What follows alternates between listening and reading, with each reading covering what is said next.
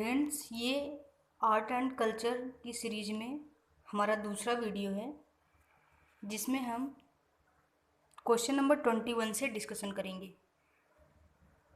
प्रश्न संख्या 20 तक हो गया था, जिसे हम एक प्लेलिस्ट बनाकर आर्ट एंड कल्चर का वीडियो उसमें डाल दिए हैं, आप उसे सुन सकते हैं। फिलहाल देखते हैं क्वेश्चन नंबर 21। ये क्या कर रहा है? सुमेलित पूछा उपर्युक्त युग्मों में से कौन सा ऐसा विकल्प है जो सुमेलित नहीं है, और दिया है मध्यकालीन स्थापत्य और स्थान। इसमें हमें बताना है सुमेलित नहीं है। तो ये क्या है? कुव्वत उल इस्लाम, ये कहाँ है? दिल्ली।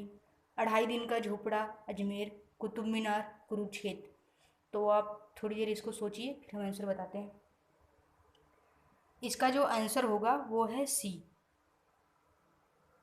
कुतुब मीनार। ये कहाँ है? दिल्ली। वो तो आप लोग को पता भी होगा, फिर भी थोड़ा सा एक्सप्लेनेशन जानने की कोशिश करते हैं इसमें। कुव्वत उल इस्लाम मस्जिद कुतुब मीनार के निकट दिल्ली में स्थित है, जो पहले एक जैन मंदिर था, जिसे बाद में वैष्णव मंदिर में बदल दिया गया और तुर्क शासकों ने इसे मस्जिद में बदल दिया था। इसलिए हमारा ऑप्शन 1 सही है। फिर हम जानते हैं थोड़ा सा 2.5 दिन का झोपड़ा के बारे में, जो पहले एक मठ हुआ करता था। इसे अलाउद्दीन खिलजी ने बनवाया था। यह अजमेर में स्थित है। और कुतुब मीनार दिल्ली में स्थित है, जिसे गुलाम शासकों ने बनवाया था। ये आप लोग को पता भी होगा। अब हम चलते हैं प्रश्न संख्या 22 पे। ये क्या कर रहा है? तुर्क स्थापत्य कला के संबंध में जानना है। कुछ यहाँ दिया है, उसे बताना है इसमें असत्य क्या है, असत्य क्या है। 3 कथन दिए हैं, इसमें हमें देखना है इसमें असत्य कथन कौन से हैं। तो ये हमारा, इन्होंने उच्च कोटि के गारे का इस्तेमाल किया। इन्होंने गुंबद और मेहराब के साथ लिंटल और सहतीर पद्धति का प्रयोग किया। और धर्म को बढ़ाने हेतु इन्होंने मानव व पशु आकृतियों पर विशेष बल दिया। तो इसमें क्या बताना है कि इसमें से कौन सा ऐसा कथन है जो असत्य है। तो ये हमारा आंसर हो जाएगा इसका सी। केवल 3, जो धर्म को बढ़ाने हेतु इन्होंने मानव व पशु आकृति पर विशेष बल दिया, ये गलत है। बाकी के दोनों ऑप्शंस सही है, कथन सही है। फिर भी थोड़ा बहुत हम जानते हैं इनके बारे में। तुर्कों ने उत्तर भारत की इमारतों में उच्च कोटि के हल्के गारे का इस्तेमाल किया। तुर्क शासक अपनी इमारतों में गुंबद और मेहराब पद्धति के साथ साथ लिंटल और सहतीर पद्धति का भी इस्तेमाल करते थे। इसलिए विकल्प 2 क्या है? सत्य है। सजावट के मामलों में तुर्कों ने धार्मिक कारणों से मानव आकृतियों या पशु पक्षियों की आकृतियों के इस्तेमाल से परहेज करते थे। इसकी बजाय वे ज्यामिति और फूलों के डिजाइनों का प्रयोग किया करते थे। तो अब हम चलते हैं प्रश्न संख्या 23 के पास। ये क्या है? कुतुब मीनार के संदर्भ में निम्नलिखित कथनों पर विचार कीजिए। इसमें बताना है, 2-3 कथन दिया है, इसमें हमें बताना है कौन सा ऐसा कथन है जो सत्य नहीं है। और किसके बारे में? कुतुब मीनार। देखते हैं। इसे सूफी संत बख्तियार काकी की स्मृति में बनाया गया था। इसमें लाल व सफ़ेद बलुई पत्थरों का इस्तेमाल किया गया है। यह मीनार मूलतः 90 मीटर ऊंची थी।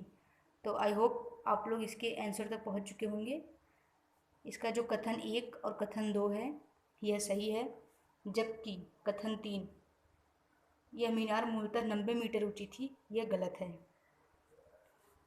फिर भी हम थोड़ा बहुत जानने की कोशिश करते हैं इनके बारे में। 13वीं सदी में तुर्क शासकों ने दिल्ली के प्रसिद्ध सूफी संत कुतुब मीनार बख्तियार काकी की स्मृति में कुतुब मीनार का निर्माण करवाया।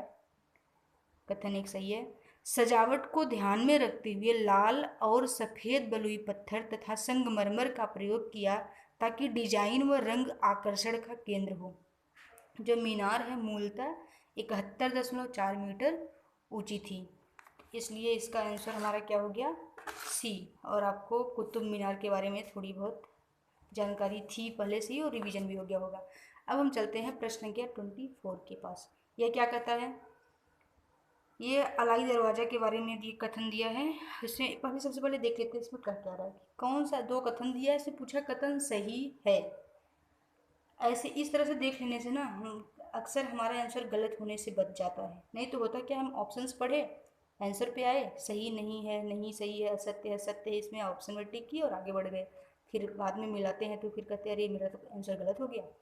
इसलिए हम देखते हैं कथन एक क्या है, अलाई दरवाजे में एक गुंबद भी है जो वैज्ञानिक पद्धति से बनवाया गया पहला सही गुंबद है।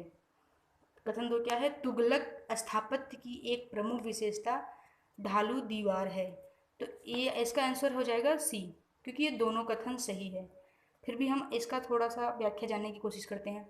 अलाउद्दीन खिलजी ने कुतुब मीनार में एक प्रवेश द्वार जोड़ दिया जो अलाई दरवाजा के नाम से प्रसिद्ध है।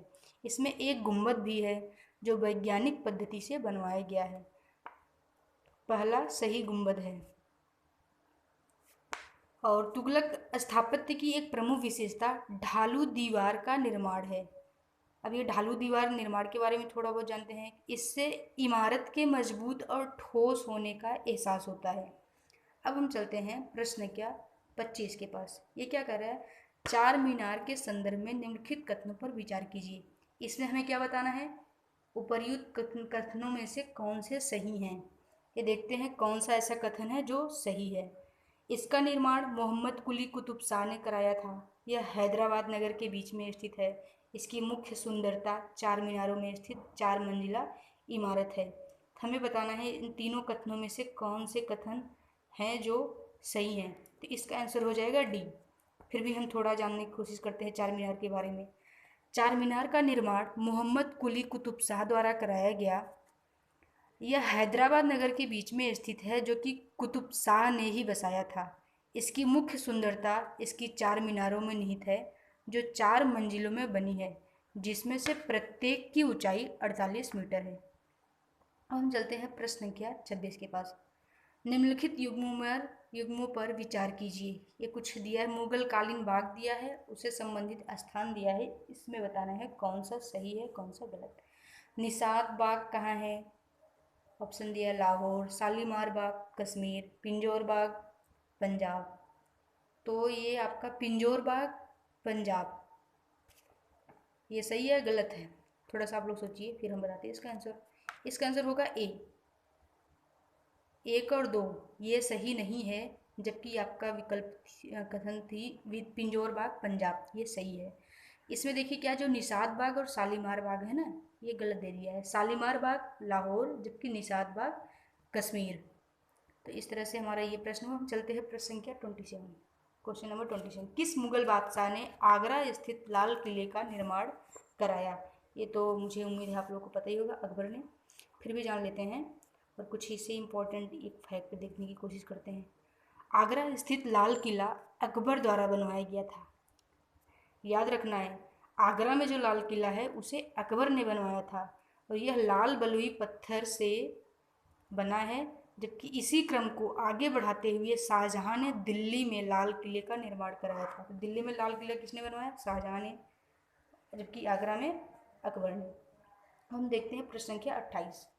बुलंद दरवाजा के संदर्भ में निम्नलिखित कथनों पर विचार कीजिए। इसे अकबर ने अपनी गुजरात विजय के बाद बनवाया था। इसमें प्रयुक्त शैली को अर्धगुंबदी दरवाजा कहते हैं। अर्धगुंबदीय शैली को मुगलों ने उज्बेकों से ग्रहण किया था। अब हमें जानना है इसमें कौन सा सही है।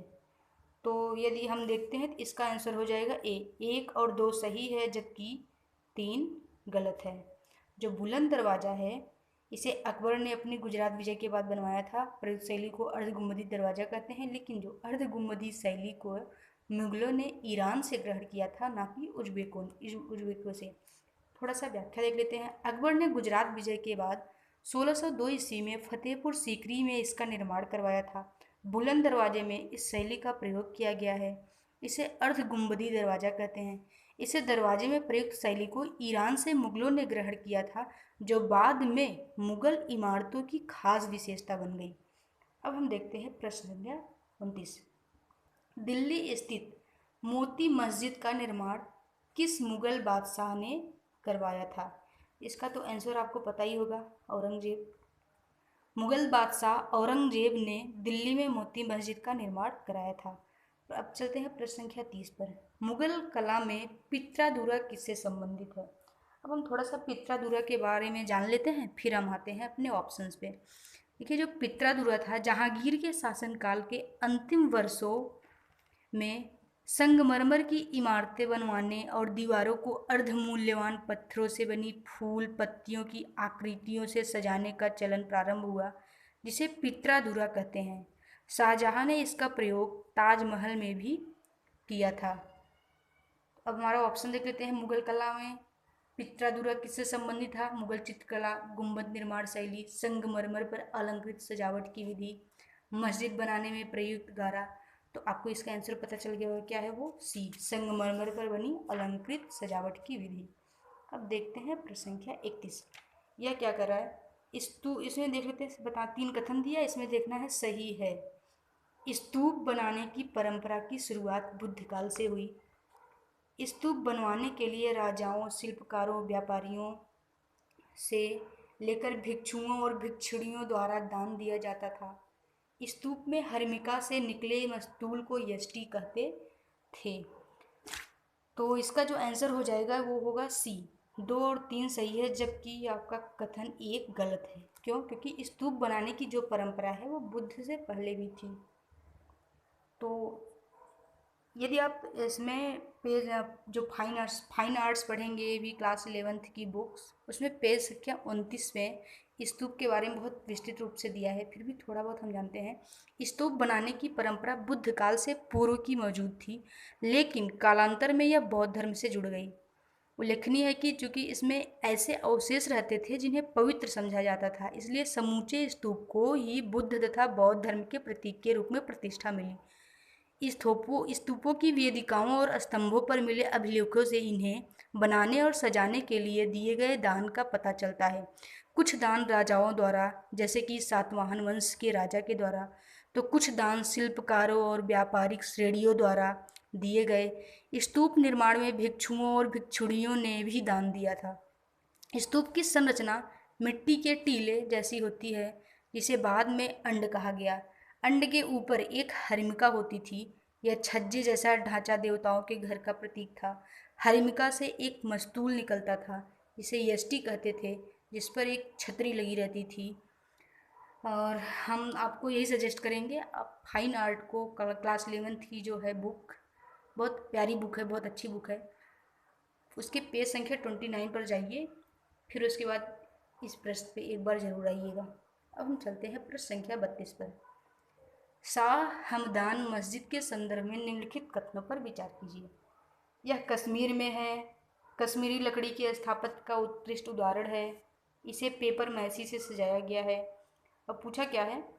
इसमें सही है, मतलब कौन सा कथन है जो सही है? इस हमारा आंसर हो जाएगा डी। इसमें तीनों सही है। श्रीनगर की झेलम नदी के किनारे पर बनी शाह हमदान मस्जिद कश्मीर की सभी मस्जिदों में मुकुट का नगीना समझी जाती है। इसका निर्माण 1395 ईस्वी में हुआ। यह कश्मीरी लकड़ी की स्थापत्य कला का सर्वोत्तम उदाहरण है। इसके शिखर और नक्काशीदार छज्जे पेपर मैसी से सजाए गए हैं। अब हम देखते हैं प्रश्न संख्या 33। ब्रिटिश काल में प्रचलित पल्लडियन शैली का संबंध निम्नलिखित में से किससे है? हम थोड़ा सा पल्लडियन शैली के बारे में जान लेते हैं, फिर हम प्रश्न अपने ऑप्शंस पे आते हैं। जो ये पल्लडियन शैली है ब्रिटिश काल की, 18वीं सदी के अंत में अंग्रेजों ने निजी मकान बनाने प्रारंभ कर दिए। इनमें से ज़्यादातर मकान पल्लडियन शैली के थे, जिनमें गर्मी से बचने के लिए खंभों के सहारे बड़े बरामदे बनाए जाते थे। तो इसलिए हमारा इसका ऑप्शंस क्या हो गया? पल्लडियन शैली किससे संबंधित है? शिल्पकला, भवन निर्माण, चित्रकला, नृत्यकला। किससे? भवन निर्माण से। अब हम चलते हैं प्रश्न संख्या 34 पर। यह क्या कर रहा है? अंग्रेजों द्वारा प्रचलित की गई भवन निर्माण शैली नवशास्त्रीय या नियो क्लासिकल की विशेषताओं के संदर्भ में निम्नलिखित कथनों पर विचार कीजिए। 3 कथन दिए हैं नियो क्लासिकल शैली के बारे में, और मुझे बताना है इसमें से कौन सा सही है। इसमें सजावट के लिए फूल पत्तियों के चित्रों के निर्माण पर अधिक बल दिया जाता था। यह शैली मूल रूप से प्राचीन रोम की भवन निर्माण शैली से प्रेरित थी। अंग्रेजों ने इसका प्रयोग भव्यता प्रदर्शित करने के लिए किया।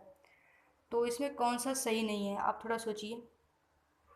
इसमें 2 और 3 मतलब सही है, सही है। तो इसका जो आंसर हो जाएगा डी। 2 और 3 सही है, जबकि 1 गलत है। तो हम अंग्रेजों द्वारा जो भवन निर्माण में उपयोग की गई शैली है उनकी नवशास्त्रीय या न्यू क्लासिकल शैली के बारे में जानते हैं। अंग्रेजों द्वारा प्रचलित की गई भवन निर्माण शैली नवशास्त्रीय या नियो क्लासिकल की मुख्य विशेषता बड़े स्तंभों के पीछे रेखा गणितीय संरचनाओं का निर्माण थी, न कि सजावट के लिए फूल पत्तियों के चित्रों का निर्माण। इसलिए हमारा ऑप्शन 1 दीजिए। देखिए कथन ये क्या है, इसमें सजावट के लिए फूल पत्तियों के चित्रों के निर्माण पर अधिक बल दिया गया था, ये गलत हो गया। अब हम देखते हैं यह शैली मूल रूप से प्राचीन रोम की भवन निर्माण शैली से प्रेरित थी। देखिए यहाँ बहुत इंपॉर्टेंट फैक्ट है, पूछ देगा कभी कभी, यह जो शैली है उज्बेकों से, ईरानों से, किससे, रोम की भवन निर्माण शैली से प्रेरित थी। इसी से यूरोपियन पुनर्जागरण के दौरान पुनर्जीवित, संशोधित और लोकप्रिय बनाया गया था। भारत में ब्रिटिश स्थापत्य के लिए उसे खास तौर से अनुकूल माना जाता था। अंग्रेज समझते थे जिस शैली में शाही रोम की भव्यता दिखाई देती थी उसे शाही भारत के वैभव की अभिव्यक्ति के लिए भी प्रयोग किया जा सकता था।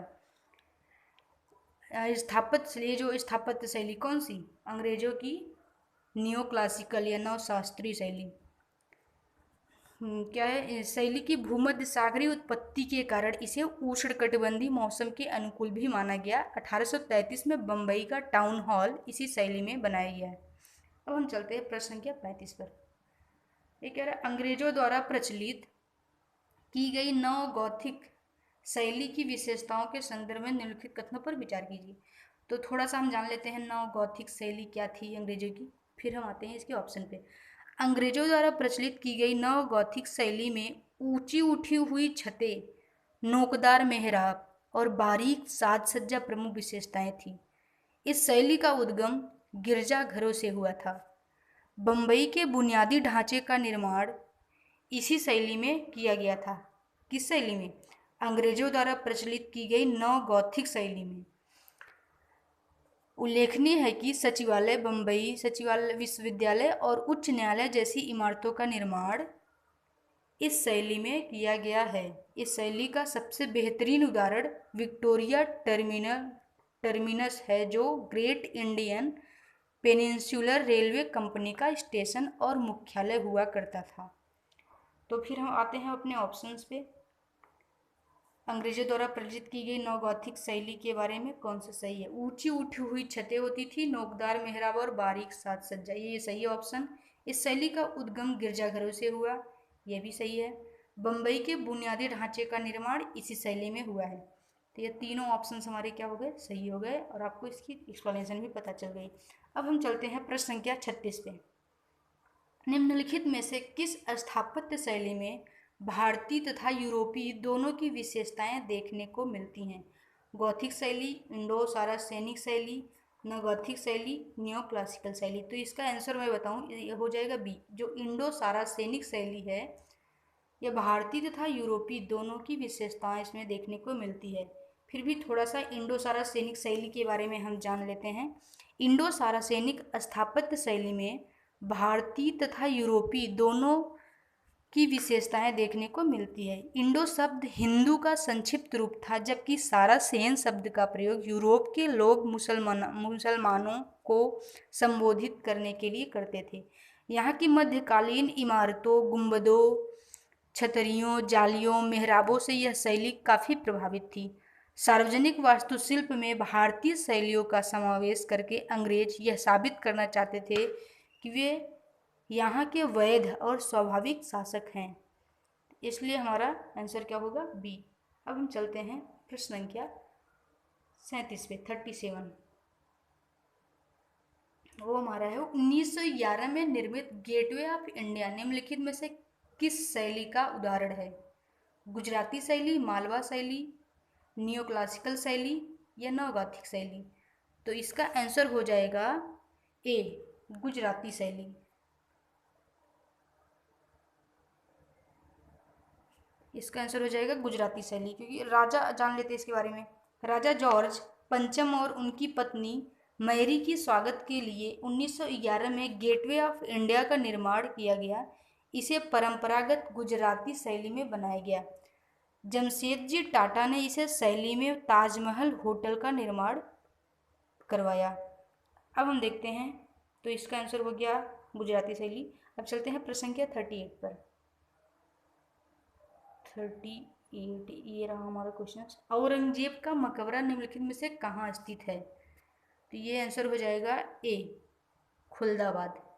जान लेते हैं, कुछ 3-4 मकबरा हैं, हो सकता है कभी किसी और क्वेश्चंस में ऑप्शन मैच करने के लिए दे दे। तो औरंगजेब का मकबरा खुलदाबाद महाराष्ट्र में है। एतमाद उद्दौला का मकबरा आगरा में। शेख अलीम चिश्ती का मकबरा फतेहपुर सीकरी। अब्दुल रहीम खान खाना का मकबरा दिल्ली में। अब हम देखते हैं प्रश्न संख्या 39। चौखंडी स्तूप के विषय में नीचे दिए गए कथनों में से कौन सा सही नहीं है? हम सबसे पहले थोड़ा सा चौखंडी स्तूप के बारे में जान लेते हैं, फिर हम आएंगे अपने ऑप्शंस पे। चौखंडी स्तूप वाराणसी के पास सारनाथ में स्थित है। स्तूप उस स्थान को चिन्हित करता है जहां बुद्ध का उन 5 वर्गीय भिक्षुओं के साथ फिर से मिलन हुआ था, जिन 5 साथियों ने जिन्होंने पहले राजगीर में छोड़ दिया था। चौखंडी स्तूप का निर्माण मूल रूप से 5वीं शताब्दी ईस्वी में हुआ था। यह बात 7वीं शताब्दी ईस्वी के चीनी यात्री ह्वेन-सांग के विवरण से लिखित है। अशोक ने भारत पर 268 से 223 ईसा पूर्व तक शासन किया। यहाँ एक अष्टकोणीय संरचना है जो एक सीढ़ीदार आयताकार स्तंभ के साथ खड़ी है। इसे अकबर ने 1589 ईस्वी में अपने पिता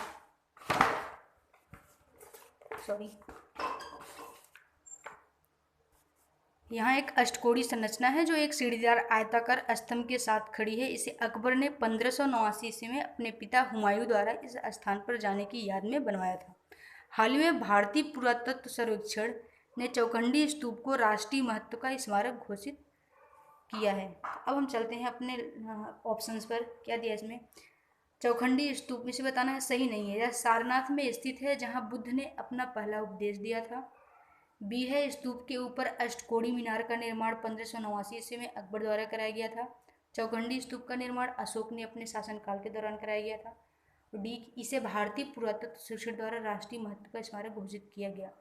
तो ऑप्शंस आपको पता चली गया होगा। इसका ऑप्शन होगा सी गलत है, बाकी सब सही है, क्योंकि इसका निर्माण मूल रूप से 5वीं शताब्दी में हुआ था और भी किसके द्वारा? अशोक के द्वारा। अब हम चलते हैं प्रश्न संख्या 40, आज के लास्ट प्रश्न पर। ये क्या है? आगामी प्रश्न में 2 वक्तव्य दिए गए हैं, एक को कथनीय तथा दूसरे को कारण और कहा गया है। इन दोनों वक्तव्यों का सावधानीपूर्वक परीक्षण कर इस प्रश्न का उत्तर नीचे दिए गए कूट की सहायता से चुनिए। कथन का ए क्या है? नागर शैली और दक्षिण या द्रविड़ शैली के मंदिरों के आकार एवं शिखरों की सजावट में कोई महत्वपूर्ण अंतर नहीं है। देखिए, यहीं से आपको पता चल गया होगा। पिछली वीडियो में हम नागर शैली, द्रविड़ शैली और बेसर शैली के बारे में बहुत अच्छा से डिस्कशन किए थे, तो ये ऑप्शन हमारा गलत हो जाता है। फिर कारण देखते हैं। नागर शैली के मंदिर का शिखर वक्राकार होता है। द्रविड़ शैली के मंदिरों का शिखर पिरामिड के आकार का उत्तरोत्तर तल्लों के रूप में विकसित किया जाता है ताकि उनका स्पष्ट रूप से विभाजन हो सके। ये हमारा कथन कारण सही है, जबकि कथन ये गलत है। इसका आंसर हो जाएगा डी। फिर भी थोड़ा बहुत जान लेते हैं। मंदिर वास्तुकला की 3 शैलियाँ, नागर, द्रविड़, बेसर। नागर शैली तथा दक्षिण या द्रविड़ शैली के मंदिरों में प्रमुख अंतर उनके शिखर के आकार तथा सजावट का है। जहाँ नागर शैली के मंदिरों में उनके शिखर वक्ररेखी कर्वीलीनियर आकार के हैं, वहीं द्रविड़ शैली के मंदिरों में शिखर पिरामिड के आकार का है तथा ऊपर की ओर जाती हुई छोटी होती हुई मंजिलें उन्हें स्पष्ट रूप से नागर शैली से अलग करती हैं। तो इस प्रकार से आज का 20 क्वेश्चन इस समय का मेरा पूरा हुआ। अभी आगे हमारे पास लगभग इससे रिलेटेड जो हमारा मंदिर किससे क्या था, इससे वास्तुकला, भारतीय वास्तुकला और स्थापत्य कला से संबंधित अराउंड 70 क्वेश्चन है। उससे जो क्वेश्चन बचे हुए हैं उसे हम कल पूरा कर लेंगे। सुनने के लिए आपको बहुत बहुत धन्यवाद। शुभ रात्रि।